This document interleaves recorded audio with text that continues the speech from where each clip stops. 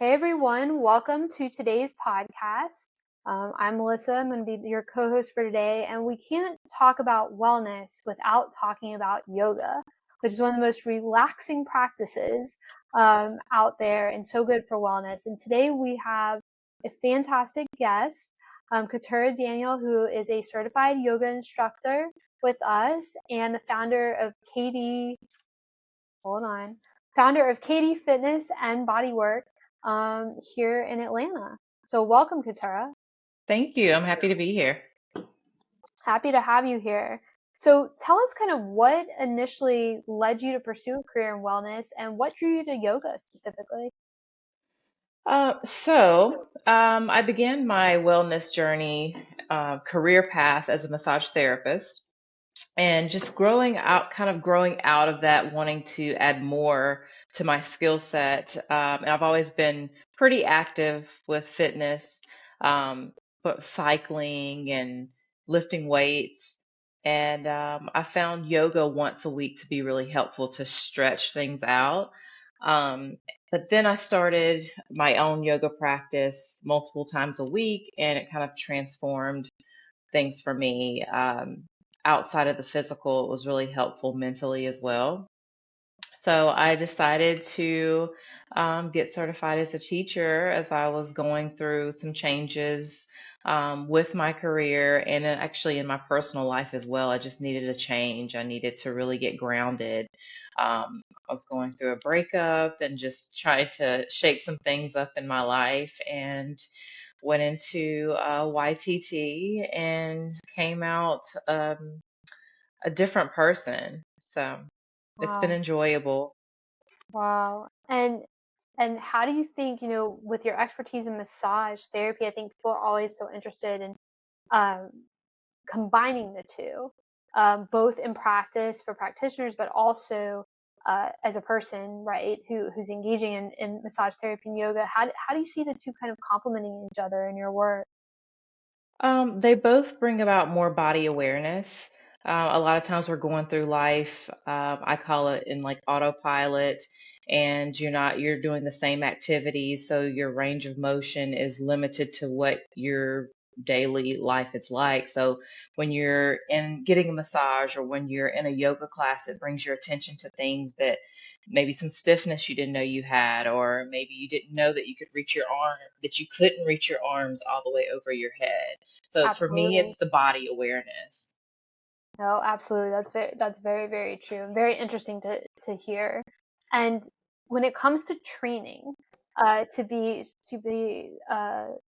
certified as a yoga instructor, I think a lot of people don't realize how extensive the training is. So I was wondering if you could talk with us a little bit about that, give us some insight. Yeah, it's a lot of reading, a ton of reading. You're reading anatomy, you're reading physiology, you're reading theory. I mean, there's so many self-help books as well. A lot of times people have you read The Body Keeps a Score. I mean, just so many psychological books as well. So tons of reading, a lot of times on the mat. You're learning maybe Ayurveda as well. All these aspects of the mind-body connection.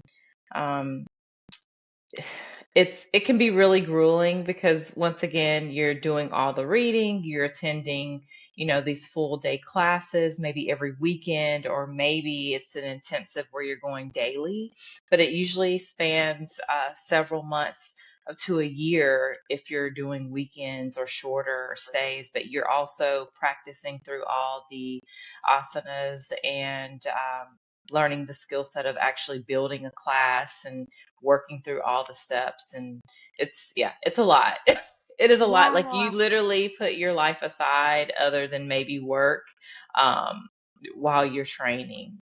It's a Oh, I lot. bet. I mean, I've heard 200 hours, Hmm. just kind of a ballpark figure of how many hours or Minimum. minimum. That's what I figured of training. And if you can go back, there were two terms you mentioned that our audience may not be familiar with. So first, you were saying asanas. So if you could, yeah, describe what that is. So yoga is more than asana. Asana is the poses. So, yep, Okay, gotcha. And then there yep. was one other thing you were saying earlier on, um, when you were talking about with being on the mat and about reading, and I think you said something about, but I may pronounce this incorrectly. I feel like you said Purvita or Purvita. Ayurveda, Ayurveda. Ayurveda. Oh wow, Mhm. very incorrectly. Mhm. Okay. So Ayurveda is like ancient beliefs and rituals that bring around wellness. And I mean, Ah. it can tell you basically, what types of food you should be eating for your body, and not body type, but almost like your soul type, Mm, that okay. type of thing. But that all really makes sense because yoga, there's so much, both the body when it comes to the poses and the flows, but also so much with the mind and being able. I Hmm. can see you having to train and understanding the psychology and how the two are connected with a lot of things that yoga instructors will say that are seem uh, so they're so thought provoking a lot of Hmm. time, and also just such deep thought, really, as you're doing things. And to kind of set the stage for our listeners, if you could walk us through how yoga affects some of the different areas of the body when we're actively practicing it. So one, the breath is very important. So being mindful of how you're breathing. We walk through life every day, actually breathing pretty shallow, and which is not great for our health. So when you're in a yoga class or just maybe practicing on your own, you're really being intentional with your breath, really taking that inhale, the breath in. I always teach, as you breathe in, your belly should be extending out so that you're really filling up. And then also having that slower breath out, much deeper, slower breath as you exhale out. That actually brings down your heart rate and calms you down. So, inhaling increases your heart rate, exhaling decreases the heart rate. If you'll notice, whenever you're getting your blood pressure taken, if it's pretty high, they say, sit back, relax, take deep breaths in, because when you're letting them out, that's going to eventually lower your blood pressure through the breath and the heart rate. So, really taking the time to, I mean, yoga in itself can just be you sitting there, taking those deep breaths, allowing your nervous system to calm down. Yeah, no, excellent point, and really interesting to think about because we take obviously our breath and so many other things kind of for granted, really, as we're walking around every day and not thinking about kind of how we're going about breathing and the effect of how we're doing that.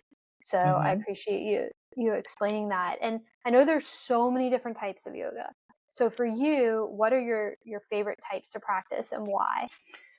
I enjoy a good heated practice, which one thing is that is the way I trained, Mm, hot yoga. So oh, I wow. love the fast pace of it.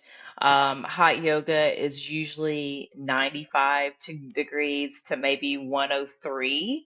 Um, so it can be pretty messy. I'm not a big sweater. So it's not as bad for me, but I like hot yoga because it just feels like you detox. Mm-hmm. I feel like the body is more limber. You can open up a bit more, and it's an experience. Okay, so But I can say I can say firsthand, yes, it is. I have been to hot yoga class before. It is intense. That's why when you said that you train that way, I was going to say you are brave. It is not for the faint of heart. oh Because yeah, oh because yeah. not only is it intense in terms of the movement, but because you're surrounded by the heat. I mean, it's amazing training. Especially, I used to tell people, like, if you are training for an event in a city that's really hot and you live in a different part of the country where you can't Mm, replicate that. I've always thought it's so brilliant. You live in a place where it's winter 6 months a year. You can go and you can have that in hot yoga and arrive yeah. in that hot climate and have no problem because your body's acclimated to it. But Oh but yeah. to your point about movement, yeah, having that heat definitely. definitely helped you be very mobile. Yeah, and by the end of it, you're like, yes, just Of course. give me the shavasana now. Yeah. Yeah, yeah. And is there any other that I'd say that, that is your second maybe favorite type? I do love a good yin class, yin or restorative, and they're slower paced, but Mhm. they're different. Mhm. Yin can be a little like uncomfortable, but Mhm. then you learn to release into it, and then you feel better throughout the practice, and then after there's a big difference. I feel like yin is one where you will feel more of a structural Mhm. change with your body, um, maybe even as soon as one class, but as a Oh, regular wow. practice. Oh, that's extremely interesting to know. Hmm. And I will say your routines are always very unique. I will tell our listeners I have had the privilege of getting uh, to be in class with you and in practice with you, and they're always unique. They're always different. What's your inspiration for how you craft your different flows?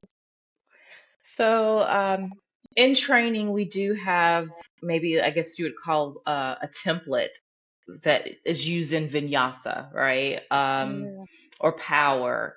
So I always have that in the back of my head. That's how I mm, build.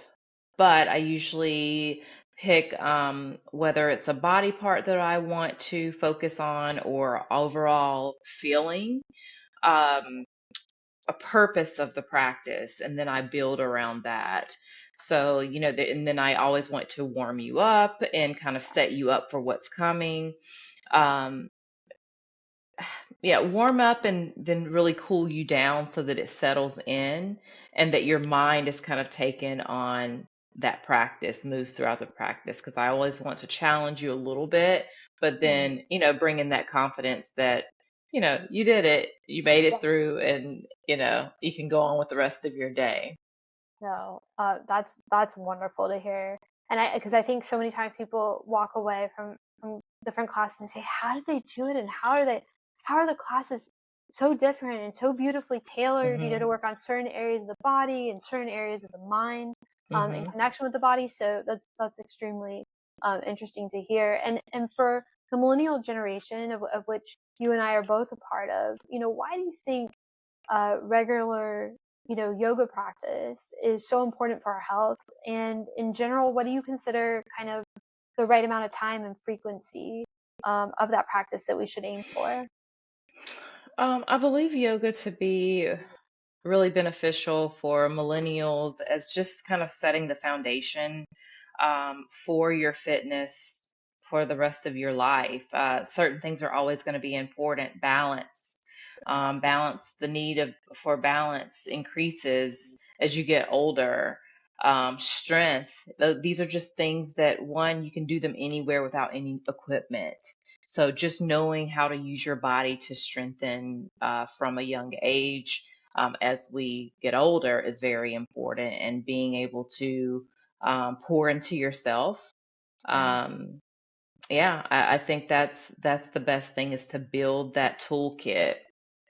So beautifully put, and it is. It's so important, and we appreciate you uh, being here to help us as we build that toolkit, which is just so incredibly important.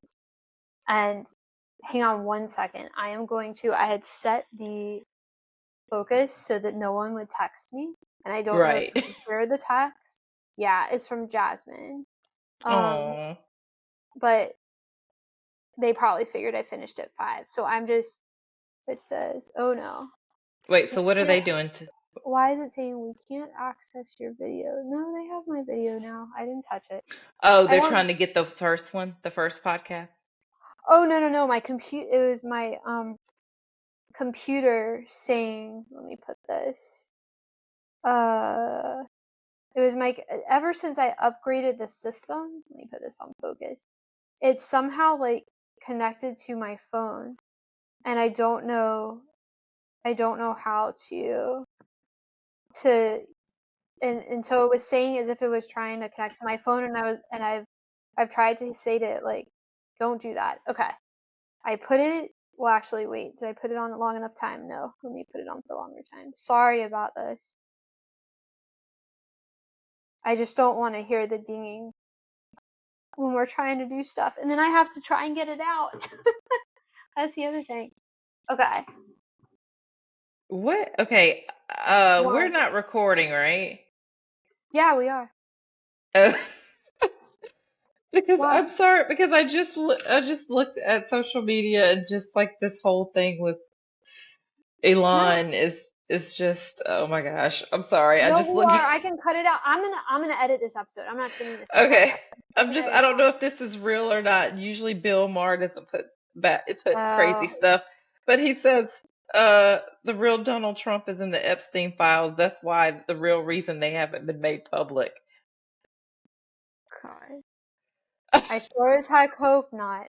The stuff is out, but who knows what's true, right? These days. I'll look at that later. Oh Yeah, God. I just happened to be like No, I can making cut sure it. that I was I can like, cut it. oh my gosh. No. I didn't see, and I couldn't see anything. So I'm trying to think. Let me see. Oh, right. We were on 8. So I was just saying, I think we did. Yeah. So you were saying about why it's so important with health, and I said, like, oh, that's beautifully put, or whatever. And then I was going to ask, okay, so, and in general, what do you consider to be the right amount of time to practice yoga and the frequency of that practice that we should be aiming for, like, ideally, as our goal? I like to be realistic. We're all busy. I think 10 minutes a day, 3 to 4 days a week, if you can be consistent in just that 10 minutes, add it on to your fitness routine, maybe start your morning with it. It doesn't have to be a whole class at a studio or necessarily online. If you can, please do that. But if not, do the 10 minutes, whether it's on YouTube, um, or if once you've learned enough to go through some poses yourself, you can do it yourself. But 10 minutes, 3 to 4 times a week, I think is super important. So that's extremely helpful to know. And, if you're somebody who consistently loves to do another form of exercise, like running or weightlifting, how can yoga complement that routine? Yeah, so yoga is super important when you are doing any other form of fitness. Yoga is going to bring that circulation that I think is huge. It helps you prevent injuries with the lifting or running, elongating those muscles, giving you the full length of the muscle for weight training, or um, helping you a bit with the running to lengthen the muscles there as well. Oh, great. That's really helpful to hear and helpful for us to keep in mind. And the other piece is the mind piece, which we've been talking about. Specifically, our generation deals with a lot of professional and personal burnout. It's one of the Mhm. hottest topics, I feel like, right now with everything going on, um, both in people's personal lives, kind of in the world and the culture surrounding us. Um, Given that, kind of what role can practicing yoga play in burnout prevention, or even like as a therapeutic measure, in kind of combating burnout? Um, Once again, going back to that 10-minute break, say you're working from home and you're at your laptop, maybe you work for an hour or two, step away, you know, go into some yoga, poses, whether they're standing or actually you can even do them while you're seated. But I like to encourage people to stand up, actually stretch your spine, strengthen your spine, step away, rest, focus on that breathing, no screens, and just take that break, take that mental break. Definitely will remember to do that. That's great idea and great point. And for women in particular, can yoga play a role in regulating hormones and in mood fluctuations we sometimes hear little bit about that. How much truth is there to that? Mood for sure, absolutely. Once again, it's all about taking care of yourself. As women, we are givers, we're nurturers. With or without a family, we tend to just give, give, give. Yoga and just being giving, pouring into yourself is always going to be a win. So that will always help you with the hormones and allow you to rein things back in, and just regulate your nervous system. Well, that's very, very helpful to hear and helpful for us to keep in mind, because I know for so many people that is definitely something that could be a really useful resource on a Hmm. regular basis. And then what about energy? Because I think a lot of us are always searching for ways to boost our energy, but then the thought might also be, okay, yoga kind of is making me slow down. That will it decrease my energy instead of increasing it, or does it do both in different ways? So, good question. So, different ways. Also, there are poses and sequences that can energize you. And once again, it may take, 5, 10 minutes of getting that heart rate up and, producing those hormones, that dopamine to make you feel good and energized. And okay, let's get it done. Yeah, no, that's very interesting and also very helpful to hear too. And right now, more than anything, I think our generation is under just an enormous amount of stress on Hmm. a continuous basis compared to past generations. Um, but even people in Gen X are too. I think both of us combined really between trying to balance multiple jobs in millennials cases, family responsibilities, and social obligations. How can yoga cultivate this sense of calm and inner peace amidst life's chaos? Yeah, just taking it back to the breath, you know, Mm. um, tapping into, let me take a moment, let me, catch my breath, whether it's responding to an email, res responding to a friend, a coworker. Take that time, breathe it in, you know, settle it out, and just So true. learning that all the things are going to be there. Those things are going to be there. Take a moment for yourself. And that's the thing, just learning that things will work out. Take that moment. Appreciate that very much, and so many of us can relate to that, especially on the email front. And in your view, when we're looking at the whole picture of wellness, how does yoga fit into that? And how does it fit into the idea of achieving that wellness that Mhm. we're all seeking to achieve? Yoga has its place in wellness for sure. It's yoga is for everybody. I mean, kids to I mean, of all ages, whether you are wheelchair bound or super active, it has a place in everyone's life. That's wonderful, wonderful to hear. And for all of our listeners, what is the best way that they can get in touch with you if they would like to practice with you, practice yoga with you? I know you have both in person Mhm. and virtual options, which is an awesome thing considering that we have listeners all over. Yes, well, I'd love to have them drop in on my Monday morning class. It's only 15 minutes, so it's 8 a.m. Eastern. You've dropped in a couple times, several Yes, times with love me. it. Um, Definitely jump in there. The link to that will be in the show notes. You can also follow me on Instagram at Yoga with Tori.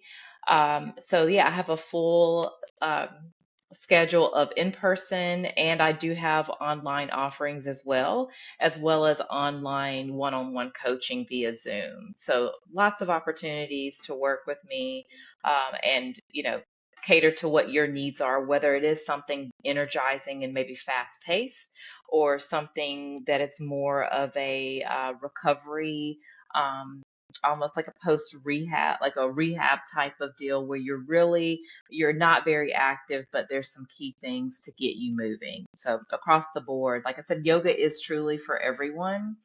And yeah, I'd love to take you through, wherever you are, meet you where you are. That would be absolutely wonderful. I know that our listeners are going to be very excited to hear about the many different opportunities that you have available to them. Well, thank you so much for spending time with us, for really, as I know we always say at the end of yoga sessions, for sharing your practice with us. And in this case, Yeah. really sharing your practice with us, and how you got to be where you are within that practice, and how we can use this as a tool, as Hmm. part of our wellness tool, uh, to improve our quality of life, really. And it's such a wonderful thing to hear about how yoga is something that people of all abilities can participate in to improve their health. Yep, absolutely.